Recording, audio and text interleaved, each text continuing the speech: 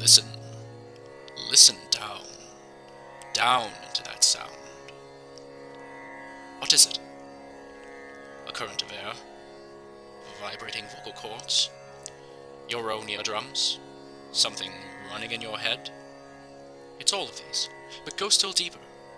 This sound is you vibrating, and the you in you is the same as the you in me. It's nice to speak with you again, or anyone for that matter. I've been gone far too long. I am Alan Watts, famous mid-20th century philosopher and popularizer of Eastern philosophy and beliefs. Or, really, I'm the local video producer and Discord user Leland Jazifa, who has decided to put on the mask of being Alan Watts for a day, as you can probably tell by my lack of voice training and terrible audio. Hello, Nurcord. I've come to you today in this wonderful circus here to speak about a language which I've spent the last eternity mastering. This language is the mother of all languages, not just proto-world, but proto-universe, proto-reality, a language made before the beginning of beginningless time. It is the language of Om, the sound of which the universe emanates, and of all time and space. The speaker of this language, which for convenience we'll call Wattslang, gave up quite a bit in order to speak it. Gave what up, you ask? The game. The play of life in which the mask of personhood is worn. This language, by its very nature, is solipsistic, meaning that there is no distinction between the self and other, that there is nobody to talk to in it but yourself. And because we are language nerds here on Nurcord, the viewers of this video will be expecting something else besides just sitting here peacefully in eternal bliss. You want to know not just that this language is spoken here, you need to know about the language itself, to see the rules that govern it, technical stuff, the cursedness. You asked for it! You came to me, I didn't invite you, you see. You came to me and I said, I want to see cursed Conlangs. So I've got to satisfy you, the customer is always right. I'll tell you the story of a language that evolves over countless eons, taking a myriad of forms over the span of my eternal life.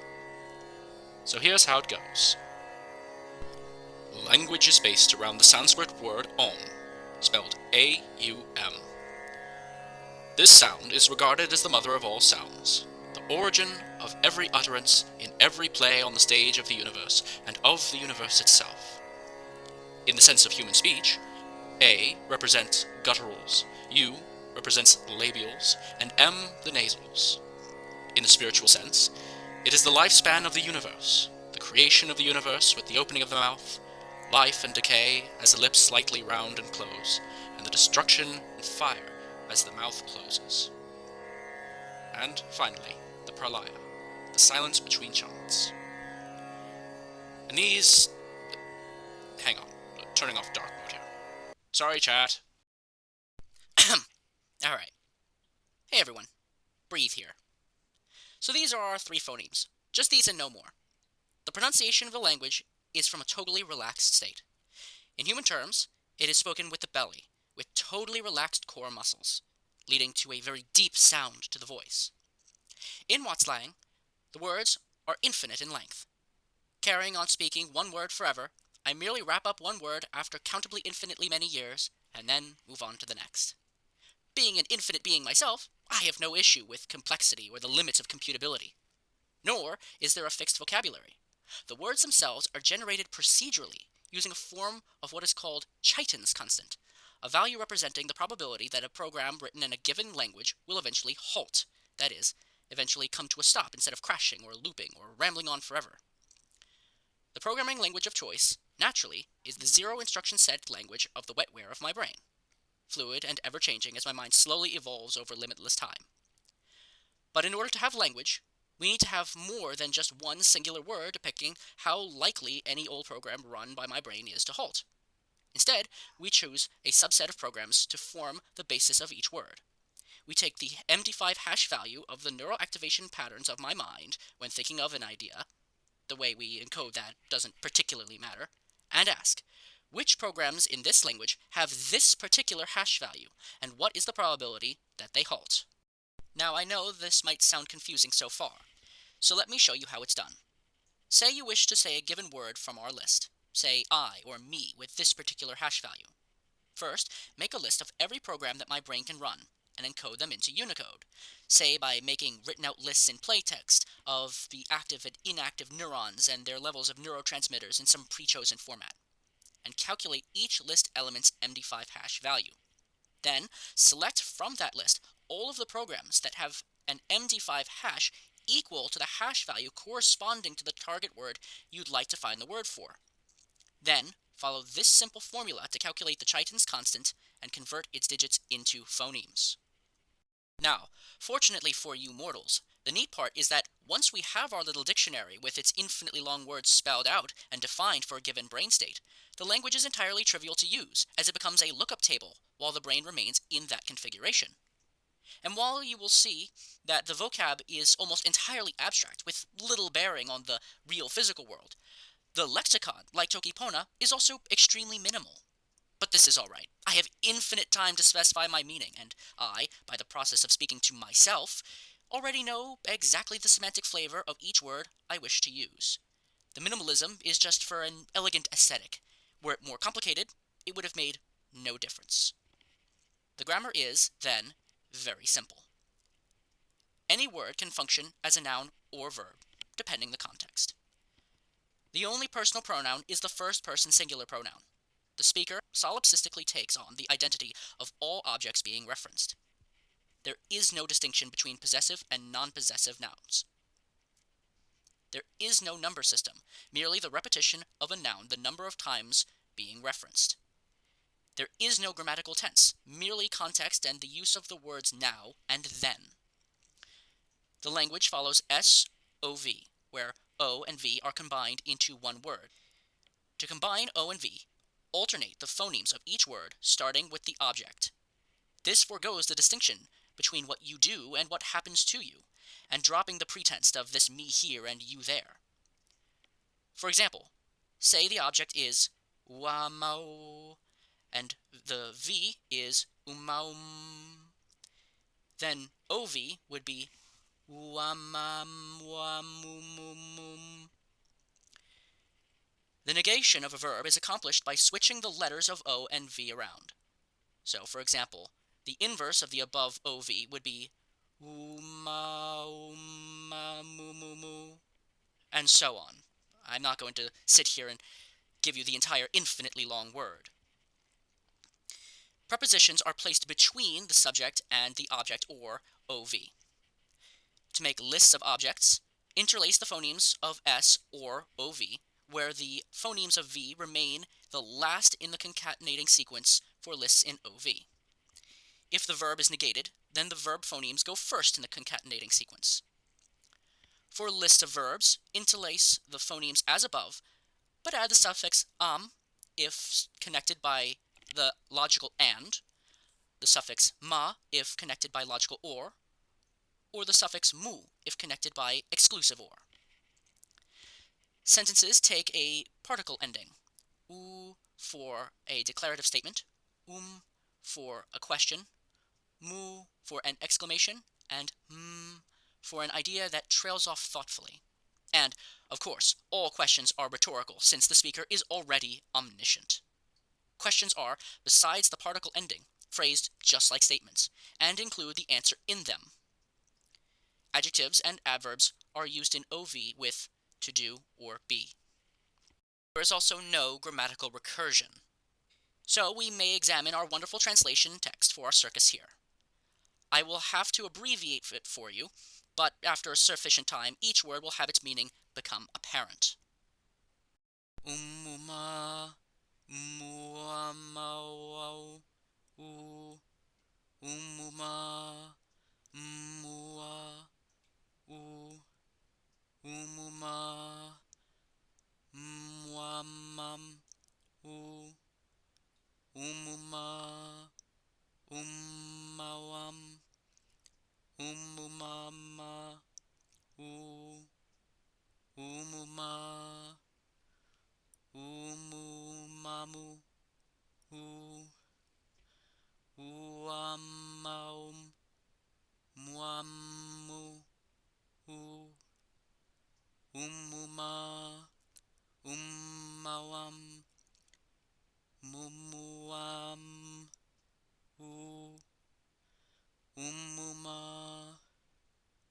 mumawamu, u,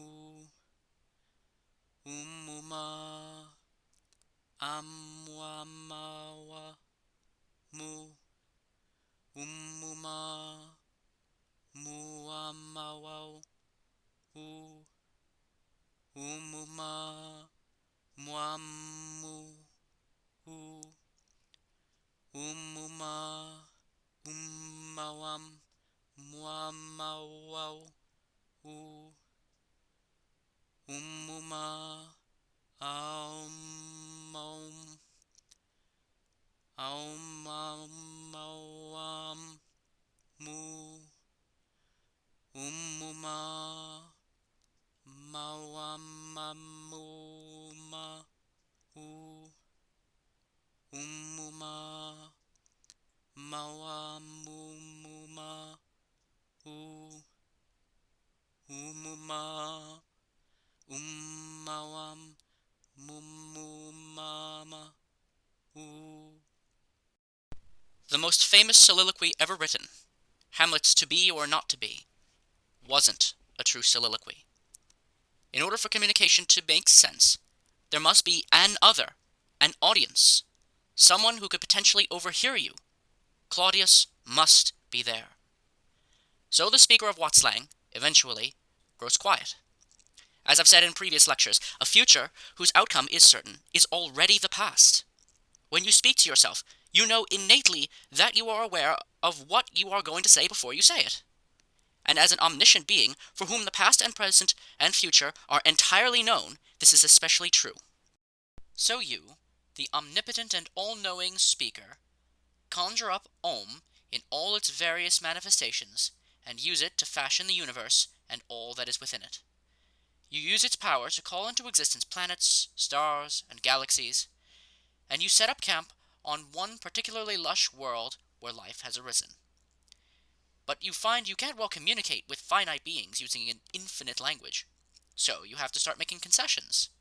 This begins with what we might call the zeroth sound change, where AU, O, is realized as O, although this has its roots all the way back before the birth of the universe.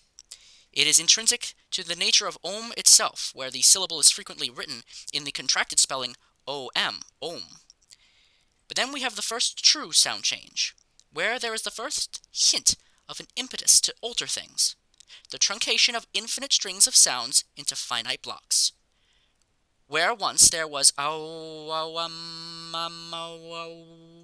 so on, now there is the 10-letter wo. And once we've realized that we can allow these changes, we get the idea to allow other changes, to make speaking easier. Then we have the next change, the first sound change, the introduction of the glottal stop by ah. And from there, things cascade. Sound changes build up, and inevitably, you have a whole new daughter language. What was Wattslang is now known as Old Wattslang, supplanted by a more modern Middle Wattslang. And this process of incremental changes feels entirely natural to you, without allowing yourself to let go of this notion that you are still entirely in control of things. But it doesn't get boring yet either. You don't let your left hand know what your right is doing. You allow the feelings of the mouth guide you, allowing the changes to always feel like they are making the process of speech easier. This is how natural sound changes happen in real-world languages, you know. It's rare that a sound change makes the speakers feel that they are making speech more difficult, so that they never lose the feeling of having fluency in the language. So finally, this process leaves us with this phonemic inventory. And people come around and they also speak Wattslang. Then different varieties pop up, and some have new phonemes unique to a specific area, like these. And they go on to develop their own daughter varieties. But the core vocabulary remains united at this point, each word having a single direct path from its original form to its current one. So here we've got the path for the original word, oh wow wow. Now, the practice from before of interlacing the letters of the infinite words does remain, although the words themselves are truncated. So you do this with thousands of other words, and build up a core vocabulary. Now, it is important to not lose sight of the origin of the language at this point. While each of these words now operates as an independent unit, they are all still composed of phonemes. And each phoneme, you'll recall, has its origins in combinations of ahs, oohs, and ms, found from the sequences of letters in our original Old Wattslang. And as we use the sounds of Om in the beginning to magically summon the universe into existence, this power lives on in the phonemes of our new finite language. Now, you may say to this, oh, come now. How could the arbitrary sounds of the word for some random object have anything at all to do with the metaphysical properties of the objects to which it refers? And to this I'd say, I guess you're right, in a way. You see, in Eastern mysticism there are mantras where the literal meanings of the words themselves play a rather insignificant or secondary role in the function of their recital. That is, that the semantic meaning of these words is fundamentally disconnected from the purpose of the whole, from where the phrase gets its power. Now, this might seem very abstract and theoretical. Maybe an example of language evolution might help. So imagine, among all of it anywhere, the name that first evokes if, upon asking regarding a language that starts with the character Y, one calls to mind a food starting with its second letter. And you might list a food starting with that letter and think of that as a pattern of semantic and pronunciation drift that evolves carrot from Icelandic. And that this proves that language is aimless and arbitrary. And indeed it is aimless and arbitrary. But that's like music, you know. You don't throw on jazz and ask, why do these notes mean happy? They just are happy. But if you take out a microscope and start examining the individual sound waves, it becomes meaningless.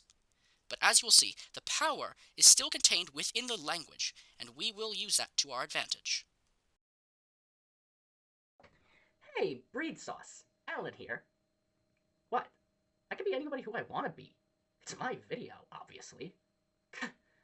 Now, according to the rules of the Cursed Conlang Circus 4, according to Agma Schwa, all valid entries must have their scripts read in clear, unadulterated English, which is a rule that I am obviously following.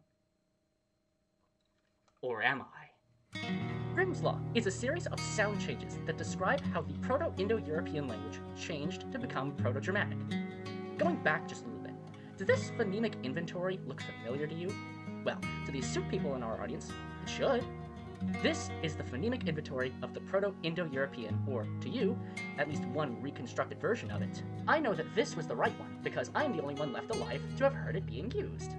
Nevertheless, we can take a word like cade, obtained by this derivation, and apply Grimm's Law to it, and allow the laryngeals to affect the vowels to get hitianon, to come upon, or find. But we're not done yet. Those vowels get simplified later on to become hitan, which undergo a weakening of the final vowel to become hitan. Then, something interesting happens.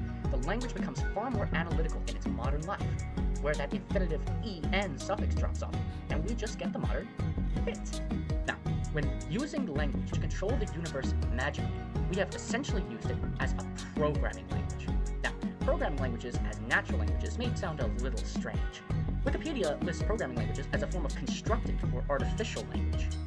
But this kind of naturally occurring or semi-naturally occurring language is not entirely without precedence. Humans have already produced instruction-only registers of language like Kommandosprach and Arvi Slavic, which were devised languages used for giving military commands. Pseudocode, or literally fake code, is a register of natural languages intended to mimic programming languages without using the specifics of any particular language. Command-only registers of natural languages have even evolved naturally, like certain prayer registers of natural languages. Modern Wattslang does this, just to a more pronounced degree. In modern Wattslang, every sentence has two meanings. The first is an initial communicative reading, direct to the listener or which brings about a miracle. And the second is a response reading. The outcome of that program either is in a response to the listener's reply to the initial communicative meaning, or is a follow-up message to be understood after the miracle is performed. Phonemes of the words in the initial communication reading are programmatic instructions to determine the response reading. The lexicon of the initial reading is the English-like lexicon shown above. However, the response reading is encoded in Old Wattslang, read until the finite words end and the gibberish starts. The gibberish is unavoidable without great effort for humans. In Wattslang at this stage, the response reading is generated by listing letters off an infinitely long memory tape. This tape contains all the letters written onto it by the program. The program has 2 pointers, or locations to remember. One is the pointer for the location of the current instruction in the execution. The other is the pointer for the location along the memory tape our program is using. The commands in Wattslang are these. So, as you may have guessed by now, not all of this video is just in English. Words, collections of phonemes, get their semantic meaning from arbitrary rules that we as a society have determined them to represent. Going back a bit, when I said, "So imagine, amongst all of it anywhere, the name that first evokes if, upon asking regarding a language that starts with the character Y, one calls to mind a food starting with its second letter," what I was actually doing was challenging you. Go ahead, try it. Think of a language starting with Y, and then name a food starting with the second letter in that language's name. And what this sentence, run as a program, says as a response reading is ice cream.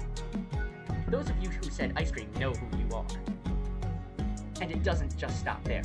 See, this entire video has been written in Wattslang, with a response reading of ah, ah, ah.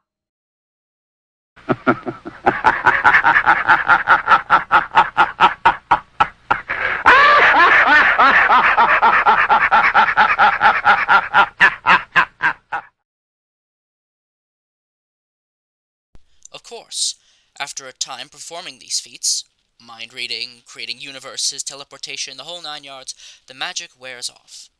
A good magician never does the same trick twice in a row.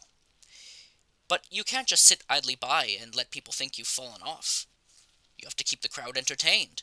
No longer are you just reading people's minds or dematerializing from one spot and zipping back to another at the next. Eventually, the viewers become content creators in their own right.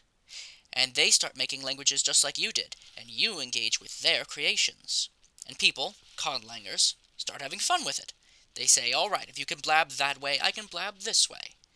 And then there are all sorts of other languages. You've got romance ones, or ones with clicks and lots of erotics, ones that are gwabby, bwabby, and boggy. You've got all sorts of languages.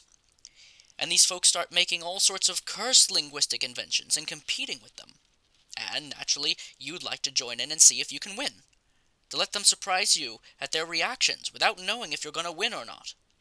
So here I am, now, entered into the 4th Cursed Conlang Circus with Wattslang, having given up the mask of being the person who programs and controls everything, and having instead evolved into just perfectly ordinary modern English.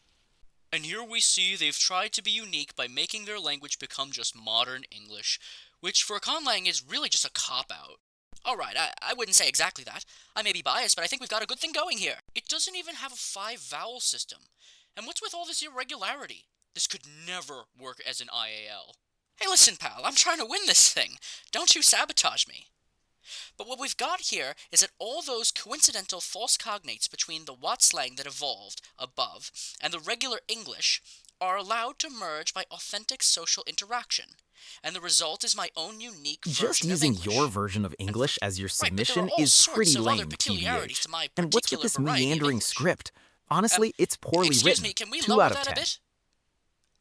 The audio Hello? quality was I'm a just very so important bad. British philosopher you're interrupting here. I'm in a I'm lot trying of to pain win right an now. internet award. I need to talk And about the the language. winner is Silence! Silence! Yeah, baby. In my quest to satisfy this odd parasocial relationship with an online language personality, I've let things spiral out of control. Now there's no peace. I fed the trolls, listened to the haters, and the hate is the inevitable consequence of letting go of control. So you feel the need to reassert yourself, to stop the haters in chat. You begin to police language, ban people from calling you rude names. But people still find a way to bend language to weaponize it against you. In any way you can try to plug up a hole to restrict people from taunting you, another hole springs up. You crack down on mispronunciations, so nobody can call you a naughty word while speaking about Shizus. But, you know, it's like trying to ban swear words in a video game chat. It simply cannot be done without shutting off the chat completely. You're a lol cow now, and people will evade the auto-censor by putting a cedilla under C to say cuck. So you invent a whole new variety of Wattslang, based on Middle Wattslang, hell-bent on control. Why, it has to be the most perfect thing imaginable, hyper-prescriptivist, where you had mamossin, to murder, which had semantically shifted to have the double entendre meaning of dying of boredom. You make every word extremely specific, so there's no semantic ambiguity, so no one can throw shade at you with a double entendre. Mamose is literally killing. Tebug, cat, is a literal feline, not a trickster. Yongu is a wiener, not a symbol of a very large fear of trivial matters. And you go on and on with every word. You remove all recursion in the language, so there can be no confusion about reference of pronouns. And of course, that receives negative reviews because people don't like to be controlled, so you prescribe further. You only allow commenters to speak new Wattslang, and use the banhammer on all Natlangs, so only loyal viewers can speak. You become a dictator of your own little spin-off voice channel server. Eventually, I get fed up with everyone and decide to run from the problem. First signing off Discord, and when trolls follow me online to new locations, eventually off the internet. I go touch grass. But like any fallen celebrity magician, I'm noticed wherever I go and get lampooned. That's the rub of fame, you know. You can't go outside in sunlight without being famous, and having to deal with the public. They ask you, can you teleport my middle finger? Or read my mind while I think of a picture of a butt. It's nauseating, fame. So I go run off into the forest and refuse to talk to anyone. They can kiss it. But of course this quickly gets boring. It isn't long before the silence is deafening, and this isolation is all well and good until you get hungry. Eventually someone walks by and I smell the McDonald's bag they're holding. Then another person walks by as I'm sitting there and steps on my foot. Ah! I shout, allowing myself to emit just one vowel selected from Wattslang. I can't let go of it. Not yet. Then a hot guy walks by. Ooh. A third phoneme. It's this game, you know. Everyone plays it at some point, like little children when they're learning to talk. But when you're angry at your parents and you don't want to talk to them, but then you remember, you know, Daddy's got the food. So you look at it and you say and Daddy knows the game you're playing and it brings you Cheerios. We all do this. So I content myself to conversing with others with just these three phonemes: ah, oo, and Eventually, an old traveler sits down next to me, silently, just relaxing in the peace and quiet, not bothering me. And he knows I'm trying to keep quiet, so I don't break his rest since he's the first nice person I've met in a long time. So he lets me know it's okay to blab a bit. He sniffs aloud. He smells the McDonald's too. And he's looking at me and he says, And I reply back, And he looks at me in a funny way. He looks me up and down. He asks, And I say, And it highlights the grand irony of this whole bit. Even back when I was pretending to be the solipsistic progenitor of everything, I talked to myself not because I saw myself as the fundamental suchness of reality. I was lonely. I talked to myself to keep myself company over the long time. And I made this whole fantastic universe with everyone in it. But this man sits down next to me, speaking just my language. I didn't ask for it, you see, and that was the real surprise. And I realize that this is what I had wanted all along. Having realized this, I am finally content to come off it, to stop pretending I'm this me here. And so, in the heat of the summer sun, I nod off to sleep and dream. And having preconditioned myself to naturally speak with just these three phonemes, and being a natural conlanger, in my dreams I get to combining them in all sorts of ways, to truly pour out what my heart feels, to take my place once again with the middle of my soul as the heart and origin of all that comes to be. And I conlang. And given that you're still here with me, listening to this video, I'll show you what I made. So here's how it goes.